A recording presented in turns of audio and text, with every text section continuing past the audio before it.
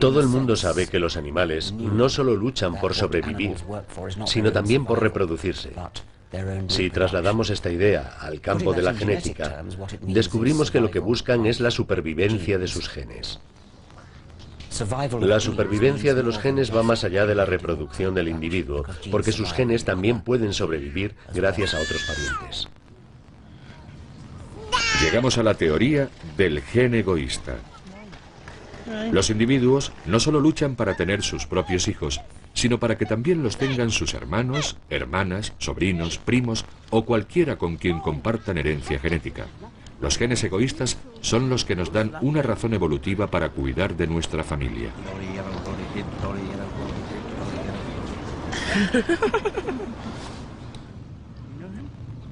El éxito genético se alcanza con la reproducción propia y con la de nuestros parientes. Sin esto, el neodarwinismo no tendría sentido alguno. Los científicos evolucionistas habían dado los primeros pasos para resolver el misterio del altruismo. Si finalmente lo conseguían, se abrirían nuevas vías para explicar otras conductas humanas, aunque no sin generar al mismo tiempo una gran controversia política. Podría ver claramente que la lógica evolutiva traería a la humanidad consecuencias a gran escala. Pensé que estaría bien que la gente no se enterase durante algunos años de que estábamos desarrollando una teoría que podíamos aplicarnos a nosotros mismos.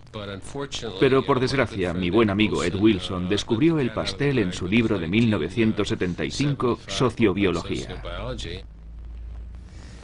Yo fui el tonto que se precipitó.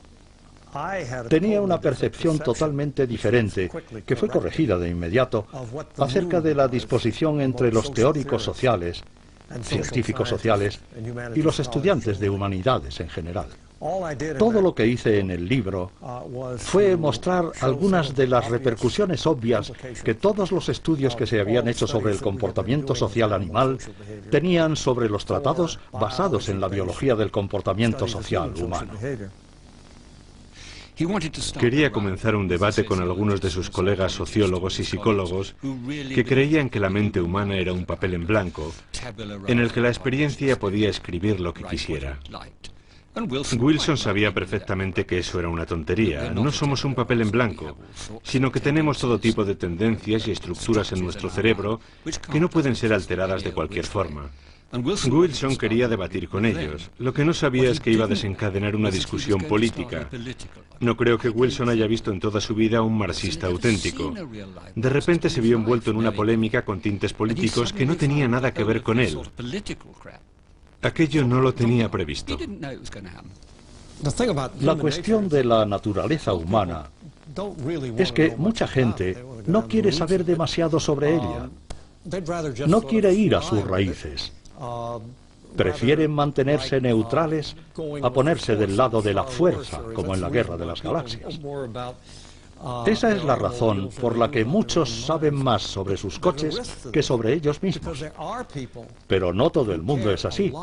Y hay gente que se interesa muchísimo por la naturaleza humana y que ha aportado muchas ideas, como por ejemplo los marxistas y los partidarios más radicales del libre mercado.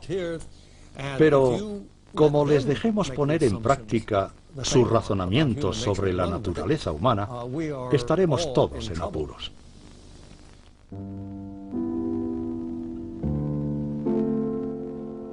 En su libro Sociobiología, el profesor Wilson le dio la vuelta a medio siglo de distinción entre comportamiento humano y evolución. Afirmaba en su primer capítulo que los mismos principios e instintos evolutivos que guiaban la conducta animal también subyacían en nuestro comportamiento, nuestros pensamientos e incluso en nuestra cultura. La pregunta era, ¿cómo? La diferencia fundamental entre la sociedad de las hormigas y la sociedad del hombre es que las hormigas están programadas, prácticamente hasta la punta de sus antenas, para ser parte de una colonia, para ser eslabones de una cadena. Esto es completamente diferente en el reino de los mamíferos. Ahí solo cuenta el individuo y los parientes cercanos del individuo por encima de la sociedad a la que pertenecen. Cuando antes hablábamos de los eugenistas, yo culpaba a Hitler de la excesiva mala fama de la eugenesia. Pero no solo eso, también creo que Hitler es el responsable de la reacción que se produjo cuando se habló por primera vez de los genes egoístas y de sociobiología. Por culpa de Hitler y de los darwinistas sociales, se produjo en las ciencias sociales una especie de terror reflejo a la hora de usar la palabra gen en el mismo contexto o en la misma frase que hombres y comportamiento social humano. Por eso, la gente pensaba que afirmábamos que los genes nos controlan, que ejercen una especie de control siniestro a modo de robot. Ese gen solo está en la mente de los fascistas. Fue un verdadero malentendido. Si se habla de la selección natural del comportamiento, de la conducta de cualquier animal, si se habla del darwinismo, es inevitable hablar de genética. Wilson fue prudente al reconocer que, a diferencia de las hormigas, nosotros no estamos genéticamente programados y que disponemos de libre voluntad. Pero seguía despertando cierta preocupación porque, detrás de ese discurso sensato, se encontraba un desafío a la idea de que el hombre está gobernado por la cultura y no por los genes egoístas. Actualmente tenemos lo que me gusta denominar una correa genética que nos une a la cultura y que es absolutamente única en el género humano. Cuando hablamos de correa genética, podemos imaginar una cuerda que enlaza todos los genes con la cultura. Existe una unión diferente, un tipo de correa genética para cada categoría o subcategoría del comportamiento y varía enormemente de una a otra. Déjeme darle algunos ejemplos a este respecto. Las expresiones faciales. Una correa muy corta. La manera en que mostramos tristeza está determinada genéticamente en todos los humanos del mundo. Tristeza, alegría, sorpresa, etc. Hablamos del instinto del lenguaje, pero ¿a qué nos referimos? Podemos ver la evolución cultural creando una enorme colección de variantes entre las sociedades. En este caso, la correa es muy larga. Para comprender la conexión entre biología y cultura en cada categoría de la cognición y de la conducta del hombre, es muy importante tener un conocimiento de la naturaleza humana y de todas sus consecuencias. Bueno, no se puede dar marcha atrás cuando has hecho algo así, ¿verdad? En realidad yo creo que él tenía razón. No en lo que dijo en el primer capítulo de su libro, que en cierta manera era un poco tonto, sino en su insistencia en el hecho de que el hombre, al fin y al cabo, es también un animal. Quiero decir que evolucionamos por selección natural, como el resto de los animales, y que tenemos tendencias inherentes que nos hacen elegir una u otra cosa y pensar que somos seres abstractos cuyo entorno nos controla a placer. Él no quiso echarse atrás, e hizo bien. Wilson demostró que el entorno moldeaba el comportamiento humano y que la sociobiología es la única que resuelve el problema de la cooperación entre parientes.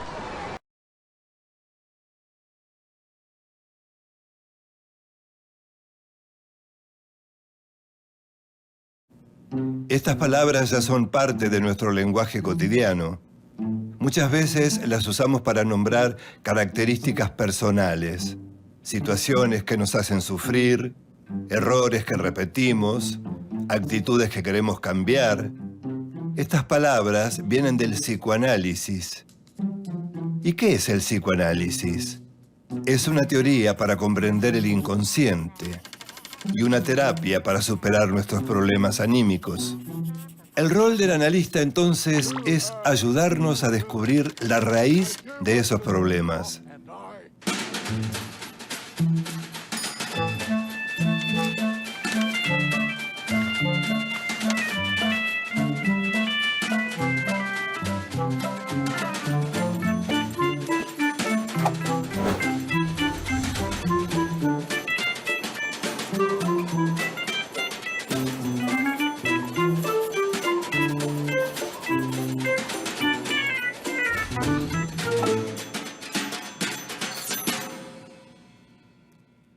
Hasta comienzos del siglo pasado, los problemas de la mente eran tratados solo por la medicina.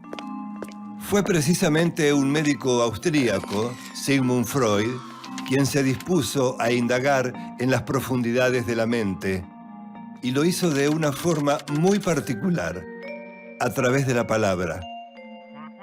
Freud escuchaba a sus pacientes, consideraba sus palabras como la llave de acceso al inconsciente. Pero la comunidad médica se resistía a aceptar que podía curar los problemas solamente hablando. Sin embargo, Freud pudo. Los resultados fueron tan contundentes que no tuvieron más alternativa que aceptar al psicoanálisis como una especialidad de la medicina. Sin proponérselo, Freud impulsó una de las más sólidas revoluciones del siglo XX. Sigmund Freud nace en Freiberg, una ciudad que en 1856 pertenecía al Imperio Austrohúngaro. Sus padres eran comerciantes judíos y cuando él tenía 1 año se mudaron a Viena. El pequeño Siggy mostró desde muy temprano un gran interés por saber cómo funcionaba la mente humana. Estudió medicina, quería ser un científico y dedicarse a la neurofisiología. Sus primeras investigaciones se centraron en las células nerviosas y fueron decisivas para su futuro trabajo. Pero hacia 1890 había mucha resistencia para que los judíos ocuparan posiciones importantes en la academia. Freud decide entonces continuar como médico clínico en el Hospital General de Viena. La misma Viena por donde pocos años después pasaría otro muchacho cuyo nombre se convertiría en sinónimo del máximo horror de la humanidad. Sus conocimientos de neurología lo llevan primero a trabajar en la clínica psiquiátrica del prestigioso Dr. Meinert. Allí Freud se especializa en las enfermedades del sistema nervioso. Descubre que en la palabra están los principios fundamentales para llegar al inconsciente y así lograr una cura para aliviar los malestares de sus pacientes. Cuanto más se introducía en las profundidades de la psique del paciente, más se acercaba al origen de sus problemas. De esta manera, a través de sus interpretaciones, Freud ayudaba al paciente a poner en palabras lo que estaba en su inconsciente. Partía de una hipótesis. Todo lo que se vive en la niñez deja marcas profundas. De alguna forma, se graba en nuestro inconsciente sin que nos demos cuenta y determina nuestras conductas adultas. Cuando el paciente se da cuenta de cuáles son los orígenes de sus conflictos, puede empezar a cambiar las ideas que tiene sobre sí mismo. El joven Freud recibe una pequeña beca para ir a estudiar en París con el famoso neurólogo Jean-Martin Charcot. En esa época, cualquier síntoma que no podía ser explicado se atribuía a algún tipo de histeria. Y como no había cura aparente, los médicos recomendaban baños termales, masajes, electroterapia o reposo. Durante sus estudios con Charcot, Freud llegó a la conclusión de que la neurosis es un trastorno de la personalidad, no una enfermedad del sistema nervioso.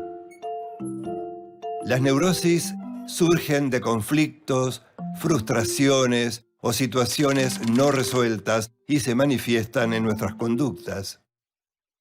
En 1886, Sigmund Freud regresa a Viena y un antiguo amigo, el respetado médico Joseph Breuer, le confiesa haber tratado un caso de histeria hipnotizando a una paciente. Ana O era el nombre de la paciente. Una joven a la que se le paralizaban las piernas y los brazos, veía mal, tosía y no comprendía cuando le hablaban. Freud no la hipnotiza. Prefiere dejarla hablar sobre lo que le venga a la mente. Recuerdos, fantasías, sueños que se asocian libremente. Al concluir el relato, Ana se sintió muy aliviada. A través de la palabra comienza su proceso de curación. La asociación libre no es el único camino al inconsciente. Freud descubre que los sueños también expresan deseos no manifiestos. En 1896 escribe La interpretación de los sueños. En este estudio explica que a través de los sueños también es posible abordar cuestiones arraigadas en el inconsciente. Es decir, los sueños son otra de sus llaves de acceso. En 1905, Freud publica sus investigaciones en 3 ensayos de teoría sexual. Vinculó el goce con la sublimación. Los deseos sexuales son impulsos que buscan los primeros goces que tuvimos. Por eso Freud separa lo genital de lo sexual. Hombres y mujeres obtenemos placer sexual no solo de la estimulación de la zona genital. Todas las superficies del cuerpo son zonas erógenas. Las personas satisfacen parcialmente esos deseos en la vida sexual y en los sueños. Freud distingue entonces 3 etapas en el desarrollo psicosexual de cada uno. La primera etapa es la oral, cuando la mayor satisfacción del bebé se la da el alimento. Por lo tanto, el placer lo obtiene al succionar. Pero cuando la madre le retira el pecho, el bebé siente algo así como la expulsión del paraíso. El bebé entra en la segunda etapa. Freud considera que retener y soltar le causa placer. La tercera etapa aparece a los 3 o 4 años, cuando el niño o la niña descubren que llevando las manos a la zona genital obtienen placer. Comienza la curiosidad, la angustia y la confusión que provocan las diferencias entre la anatomía sexual del varón y de la niña. Entre los 5 y 6 años, el niño entra en la fase del complejo de Edipo.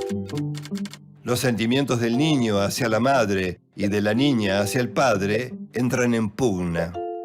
Sienten por ellos amor y celos, rivalidad y dependencia. Esos sentimientos incidirán en la formación de su carácter, en su diferenciación y orientación sexual. La teoría de la sexualidad desarrollada por Freud lo hizo famoso, pero no por las razones que él hubiera deseado. Él buscaba hacer un aporte a la comprensión de la represión. Durante la Primera Guerra Mundial siguió buscando respuestas a un conflicto neurótico de base: lo que deseamos versus lo que hacemos. Freud dijo que todas nuestras conductas estaban al servicio de reducir esta tensión. Postuló un nuevo modelo dinámico de la psique. El ello reúne nuestros impulsos primarios. La mente de un bebé es fundamentalmente ello. Al empezar a darse cuenta de algunas cosas, una parte del ello abstracto del bebé empieza a crear su yo. Freud adjudica al yo varias funciones. Primero, puede actuar como una guía ante la realidad. También es un inhibidor de un impulso inconsciente que lo convierte en un mecanismo de defensa. El super-yo es la mirada de los padres por encima de la propia. La Primera Guerra Mundial pareció una prueba terrible para la conciencia moral. Cuando terminó, Freud dijo que una cosa es moralidad y otra conciencia moral, demostrando que su teoría del yo también se podía aplicar al inconsciente y a los comportamientos de la sociedad. Sigmund Freud sostuvo que la moralidad tenía algo de superyoica, de imposición, y que la conciencia moral echaba raíces en la parte reprimida de la sociedad.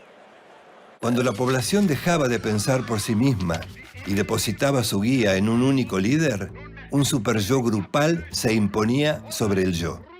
En 1933, mientras los nazis quemaban sus libros y los de muchos grandes pensadores modernos, Freud todavía pensaba que la civilización había avanzado. Se equivocaba. Si no hubiera huido de Alemania a Londres, los nazis lo habrían enviado a un campo de concentración e incinerado como a millones de judíos, incluidas sus propias hermanas.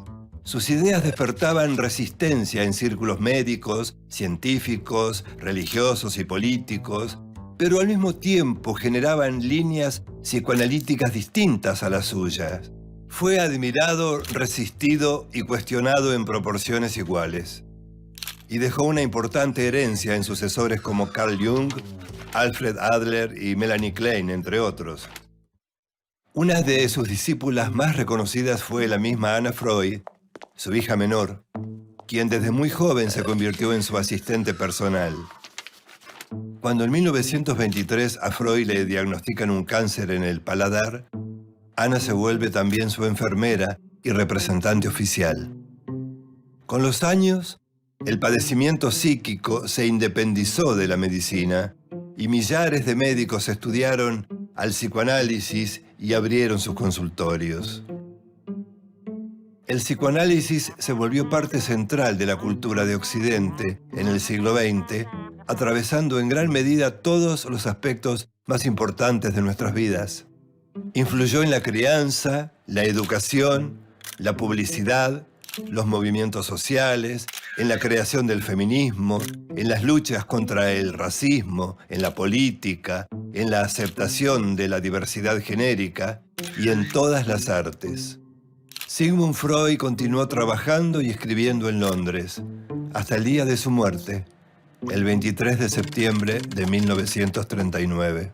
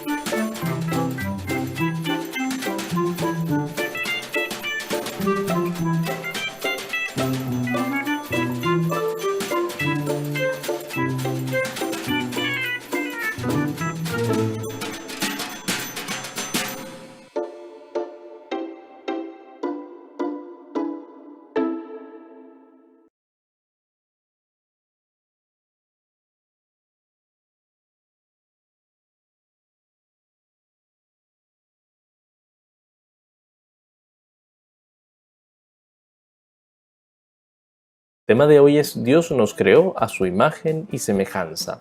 Y la verdad fundamental que este tema nos enseña es que somos creados por Dios. Vamos a ver cómo Dios nos enseña esta verdad en el libro del Génesis.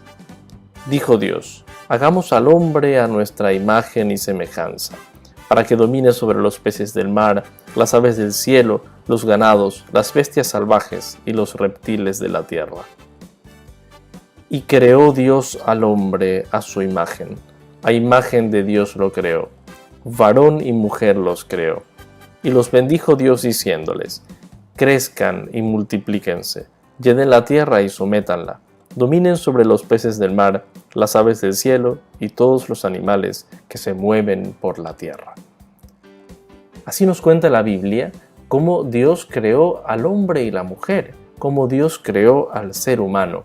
Y nos cuenta que lo creó de un modo muy particular, diferente de todos los demás seres, pues los hizo a su imagen y semejanza.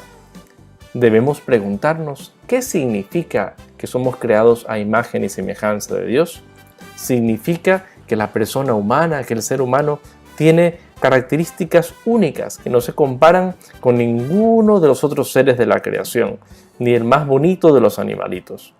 Pues Dios nos ha creado con dos cualidades únicas: inteligencia para conocer la verdad y voluntad para amar y hacer el bien con libertad. La inteligencia que nos permite conocer y entender todo lo que Dios ha creado y la voluntad que nos hace libres y nos permite decidir. Gracias a esto, el ser humano es la única criatura capaz de conocer y de amar a Dios. Conocer y amar a Dios son aquellos objetivos para los que Dios nos ha creado de un modo tan particular. La palabra de Dios nos enseña también que Dios formó al hombre del polvo de la tierra y sopló en su nariz un aliento de vida. Esto quiere decir que el ser humano está formado por alma y cuerpo. El alma es el principio vital del hombre y es creada directamente por Dios. Somos creados no solamente para ser materiales, para ser terrenales, somos creados con un soplo del Espíritu de Dios. Somos creados con alma y cuerpo, y alma y cuerpo son inseparables. También nos enseña la palabra de Dios que Dios ha creado al ser humano hombre y mujer, varón y mujer. Hombre y mujer son las dos maneras de existir como persona humana. Ambos son de la misma naturaleza y valen mucho a los ojos de Dios. Finalmente, debes saber que Dios creó al hombre y la mujer para que sean felices. Por eso les dio su gracia, es decir, su amistad y su fuerza para hacer el bien. De modo que el hombre, el ser humano, pueda vivir siempre en justicia y santidad.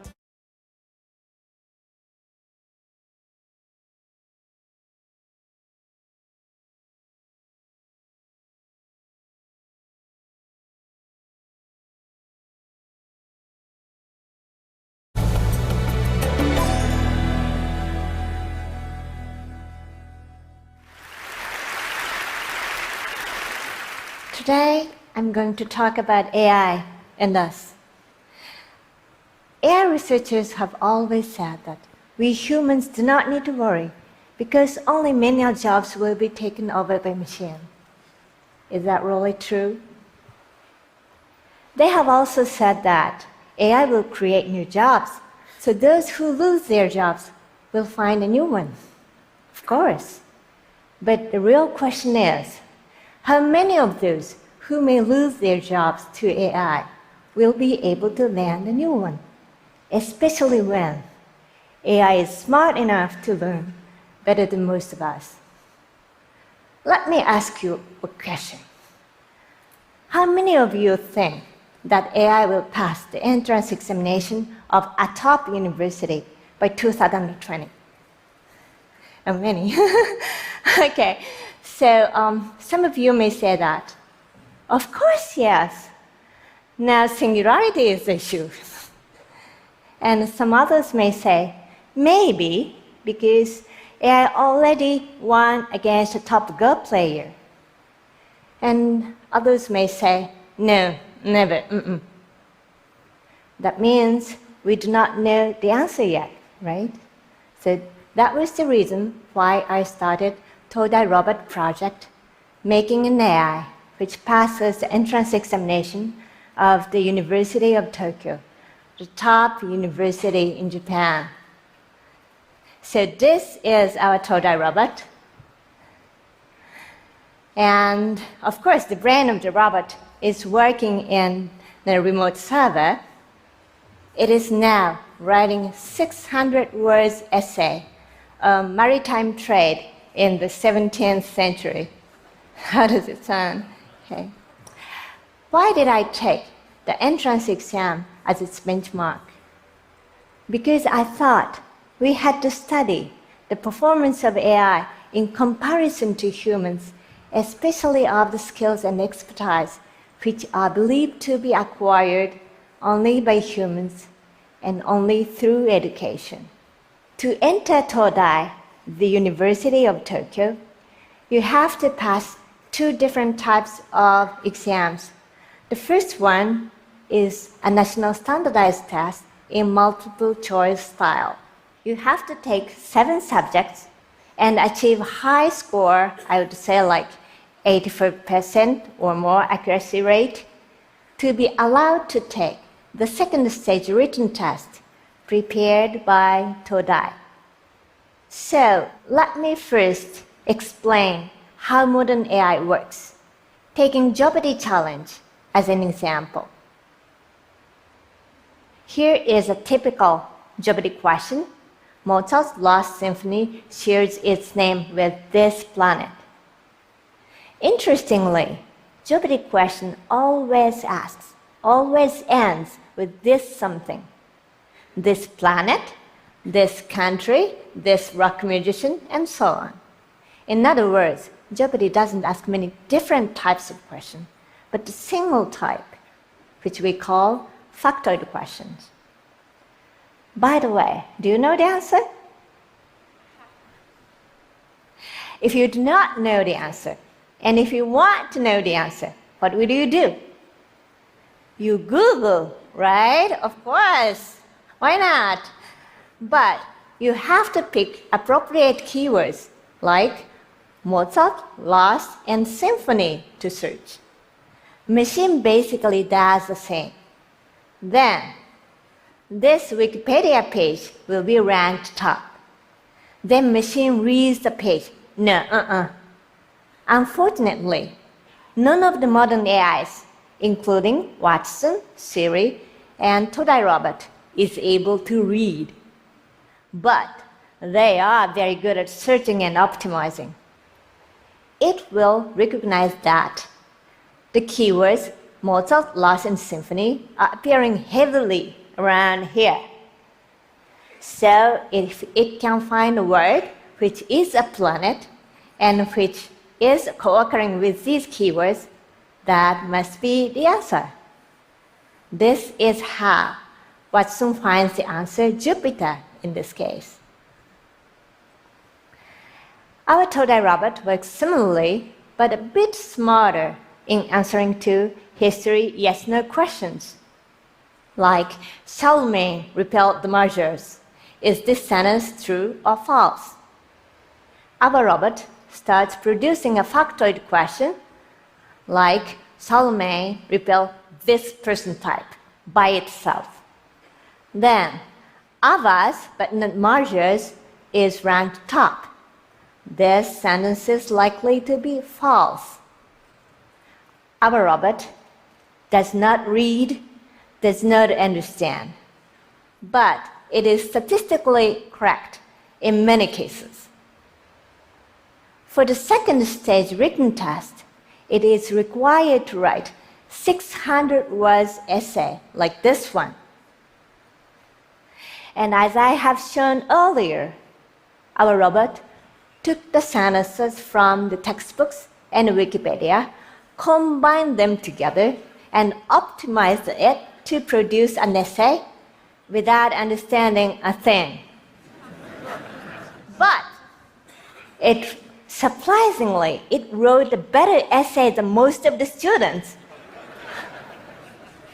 How about mathematics?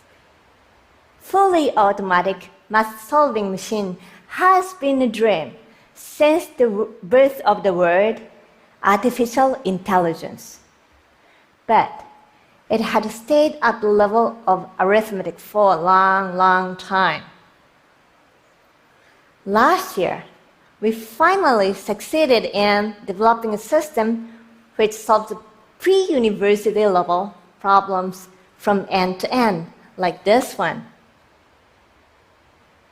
This is the original problem written in Japanese, and we had to teach it 2,000 mathematical axioms and 8,000 Japanese words to make it accept the problems written in natural language.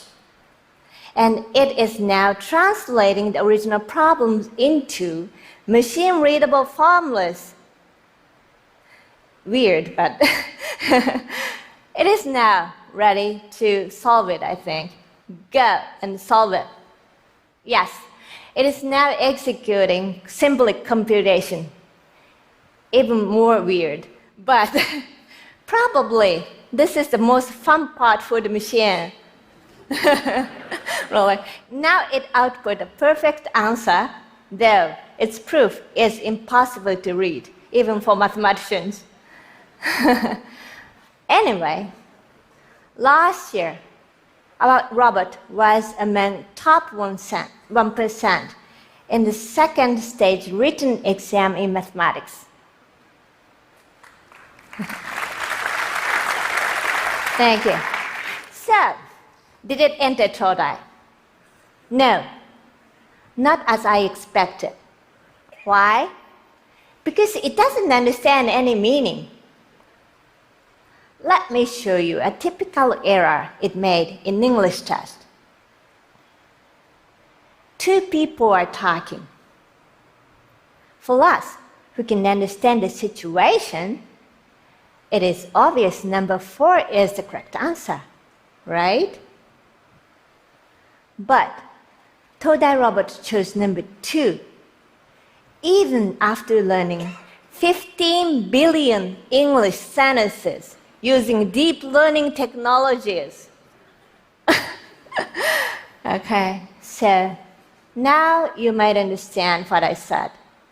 Modern AIs do not read, do not understand. They only disguise as if they do. This is the distribution graph of 500,000 students who took the same exam as Todai Robot. Now our Todai Robot is among top 20%, and it was capable to pass more than 60% of the universities in Japan, but not Todai. But see how it is beyond the volume zone of to-be white-collar workers. You might think I was delighted. After all, my robot was surpassing students everywhere. Instead, I was alarmed. How on earth could this unintelligent machine outperform students, our children, right? I decided to investigate what was going on in the human world. I took hundreds of sentences from the high school textbooks and made easy multiple choice quizzes and asked thousands of high school students to answer. Here's an example. Of course, the original problems are written in Japanese, their mother tongue, okay? Obviously, Christianity is the answer, isn't it? It's written. And Todai Robot chose the correct answer too. But 1/3 of junior high school students failed to answer to this question. Do you think it is only the case in Japan? I do not think so, because Japan is always ranked among the top in OECD PISA test, measuring 15-year-old students' performance in mathematics, science, and reading every 3 years. We have been believing that everybody can learn, and learn well, as long as we provide good learning materials free on the web, so that they can access through the internet. But such wonderful materials may benefit only those who can read well, and the percentage of those who can read well may be much less than we expected. How we humans will coexist with AI is something we have to think about carefully based on solid evidences. At the same time, we have to think in a hurry because time is running out. Thank you.